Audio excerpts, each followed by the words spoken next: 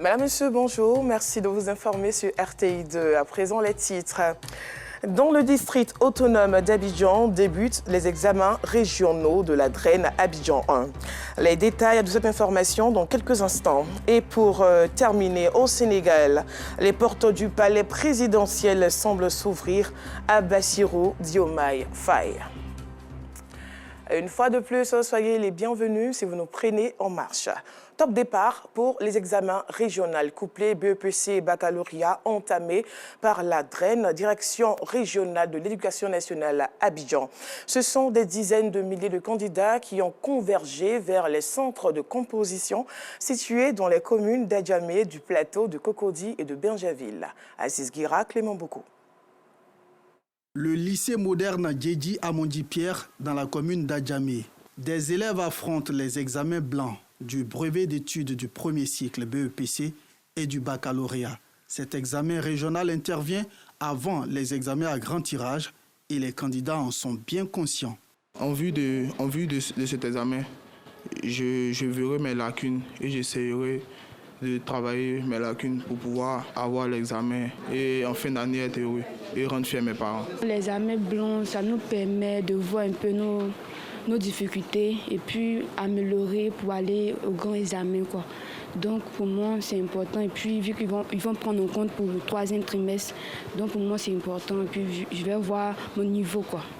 Examen test pour les élèves mais aussi pour les responsables de cet établissement. C'est le moment idéal de tester les caméras de surveillance. Ici, nous nous trouvons dans la salle de la vidéosurveillance. Et vous savez que l'objectif de Madame le ministre, c'est zéro tricherie pendant l'examen à grand tirage. Et donc, c'est un outil très efficace. Et les élèves, pour la plupart, ne savent pas qu'il y a une vidéosurveillance. Et donc, par cette salle, on a la possibilité de voir tous les mouvements des élèves. Et quand nous suspectons un mouvement, nous allons vers l'élève et nous l'interpellons. Donc c'est un outil et tout cela fait partie de la préparation. Les examens régionaux ont débuté le mercredi 20 mars dernier sur l'étendue du territoire. Ce lundi 25 mars, c'est au tour de la DREN Abidjan 1, Direction régionale de l'éducation nationale Abidjan 1. Au lycée classique, ce sont plus de 1800 candidats repartis dans 71 salles de classe. Ce matin, nous avons l'épreuve de philosophie. L'après-midi, nous aurons l'épreuve d'histoire géo. Il faut que les candidats sachent qu'ils doivent se mettre dans les conditions d'examen, comme l'examen final. Voilà, nous faisons tout pour que ces épreuves écrites du baccalauréat blanc ressemblent aux épreuves finales de l'examen blanc. La DREN 1, Direction régionale de l'éducation nationale Abidjan 1, comprend les communes d'Adjamé, du Plateau, de Cocody et de Bingerville. Les examens régionaux de la DREN Abidjan 1 vont prendre fin le mercredi 27 mars. Un mot de religion, manifester l'élan de solidarité et d'entraide au Conseil supérieur des Madjilis en Côte d'Ivoire à travers des dons en vivres. C'est l'objectif visé par le ministre d'État, ministre de la Défense, Téné Birahima Ouattara, qui entend contribuer à la consolidation fraternelle pendant ce mois béni de Ramadan. Un geste de générosité qui ne laisse Cheikh Abdraman Sogodogo, premier responsable des bénéficiaires indifférents. Yacouba Koulibaly. Manifester l'élan de solidarité et d'entraide au Conseil supérieur des Madjilistes en Côte d'Ivoire à travers des dons en vivres, c'est l'objectif visé par le ministre d'État, ministre de la Défense, Téné Birahima Ouattara, qui entend contribuer à la consolidation fraternelle pendant ce mois béni de Ramadan. Un geste de générosité qui ne laisse pas Cheikh Abdraman Sogodogo, premier responsable des bénéficiaires indifférents. Nous sommes contents, nous sommes là pour le remercier, que Dieu le protège, que Dieu lui donne longue vie. Pour la circonstance, le bishop François Louga, guide religieux et chrétien, encourage l'initiative. Il était important que les autres obédiences religieuses, surtout les chrétiens, soient aux côtés de leurs frères pour les accompagner dans cet élan, dans cette quête acharnée de la paix et de la cohésion nationale. Je suis très contente pour recevoir ces dons pour ce mois béni, mois de carême. Je prie Allah subhanahu wa ta'ala qui met sa baraka dedans qui facilite ce mois-là. Selon les responsables du Conseil supérieur des Madjilistes en Côte d'Ivoire, c'est l'un des importants dons en vivre de son histoire à l'occasion du mois béni du Ramadan. Également religion, rupture collective à la Maison Bleue de Cocody. La communauté musulmane des agents de la radio-télévision ivoirienne Communarty a communié par la rupture collective au sein de la RTI au stade de la haute fréquence. Cette activité a été marquée par des panels, des moments de partage, de remise de dons aux invités et de doigts. Aïcha Guiri, Aziz Guira. C'est autour d'un repas que membres et responsables de la communauté musulmane des agents de la RTI Communarty ont rompu leur gêne. Pour joindre l'utile à l'agréable, ces fidèles musulmans ont aussi eu droit à un enseignement sur le respect de la hiérarchie. Lorsque la hiérarchie n'est pas respectée, nous sommes dans l'incivisme et c'était un château, alors tout va dégringoler. Nous devons être une équipe pour réussir. Et dans l'équipe, chacun répare la faute de l'autre et chacun pousse l'autre à la réussite. Mais si nous sommes des groupuscules qui se concurrencent, alors notre société ne peut pas aller de l'avant. Je peux saluer tout ce que l'imam a dit parce qu'il a donné beaucoup d'exemples et qui sont instructifs. Moi, aujourd'hui, j'ai beaucoup appris et je vais aller aussi apprendre aux autres. À côté des fidèles musulmans de la RTI, des fidèles d'autres confessions religieuses. Une image symbole de la fraternité et de l'union qui règne au sein de la Maison Bleue.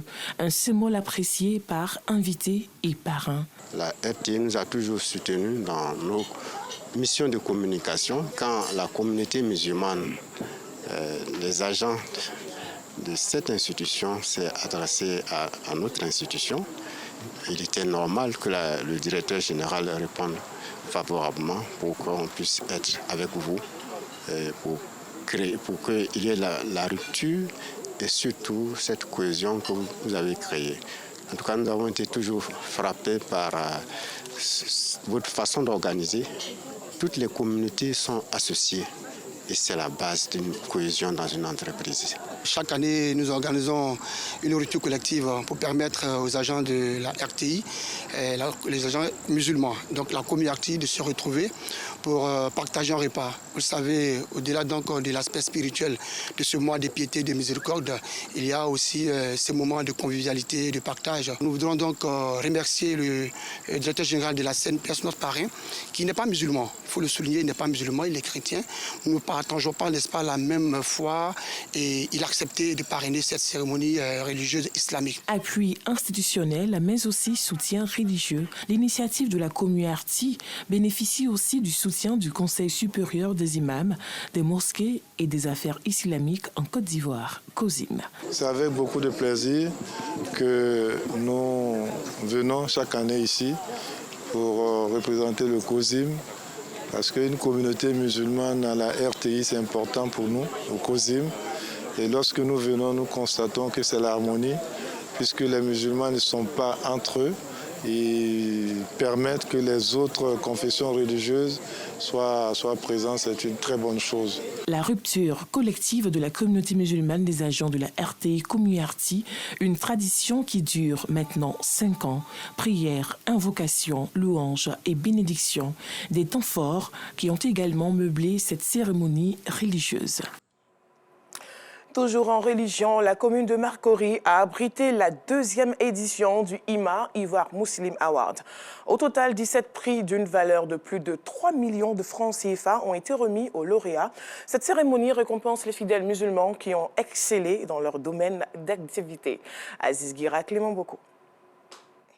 Des efforts et maintenant le Graal pour les 11 lauréats de la 2e édition de Ivoire Muslim Award.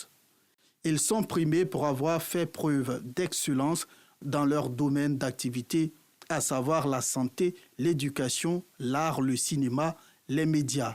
Tous repartent avec une enveloppe, en plus d'un pèlerinage en Terre Sainte à l'occasion du Hajj 2025. Nous remercions les organisateurs. Nous leur disons merci pour ce prix. Nous sommes cachés à l'hôpital. Mais alhamdulillah, je pense que quand vous œuvrez pour Dieu, fait qu'on voit, même si vous le faites en cachette.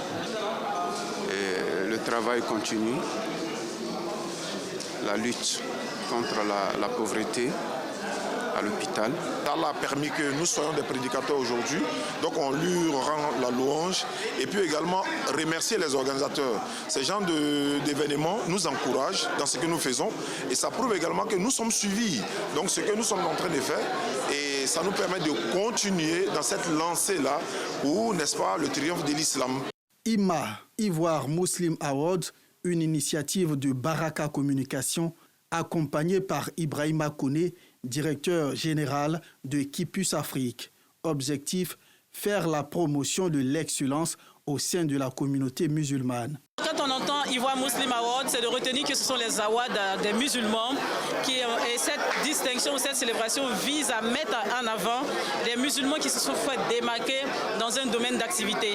Nous l'avons pensé en 2014 et nous sommes heureux que ça puisse prendre forme en 2024 véritablement. Nous voulons qu'on nous voit autrement et comme le président de la République a dit l'Ivoirien nouveau, nous on n'a pas envie de dire un musulman nouveau, mais on a envie de dire un musulman qui est véritablement rattaché à ses valeurs et on appelle toute la communauté à soutenir cet événement. Toute l'assistance a pu noter l'importance d'un tel événement. En ce mois béni du Ramadan, mais au-delà du mois du Ramadan, notre société a besoin de modèles, notre jeunesse a besoin de s'identifier à un certain nombre de personnalités, à un certain nombre de valeurs. Et je pense qu'aujourd'hui, les 11 lauréats qui ont été présentés, qui ont été choisis dans le cadre donc, de ces awards, de l'islam, mais également de l'excellence, comme le slogan dit, de l'excellence au service de la foi. À côté des 11 lauréats, 6 autres prix d'honneur ont été remis. Cela en reconnaissance de leurs efforts pour l'avancée de la religion islamique. Ce sont plus d'une centaine de personnes qui ont pris part à l'événement. En sport, Max-Alain Gradel a raccroché les crampons avec les éléphants de Côte d'Ivoire. La gymnaste, au son nom Marie-Lise, brille à l'international. Le jeune Kanté Abdoulaye est rentré dans l'histoire du RCA. Voici autant de sujets qui ont marqué l'actualité sportive ce week-end. Jean-Sylvain Ressot nous en fait le point. Débutons ce tour de l'actualité par le capitaine des éléphants, Max-Alain Gradel, qui a fait ses adieux à l'équipe nationale il y a 48 heures à l'issue du match international amical Côte d'Ivoire-Bénin, disputé en France. Pour cette dernière sortie avec les éléphants, le double champion d'Afrique a même inscrit un but. Auteur de 18 réalisations en 113 sélections, son but contre le Cameroun à la CAN 2015 restera l'un des plus beaux de son immense carrière avec les éléphants.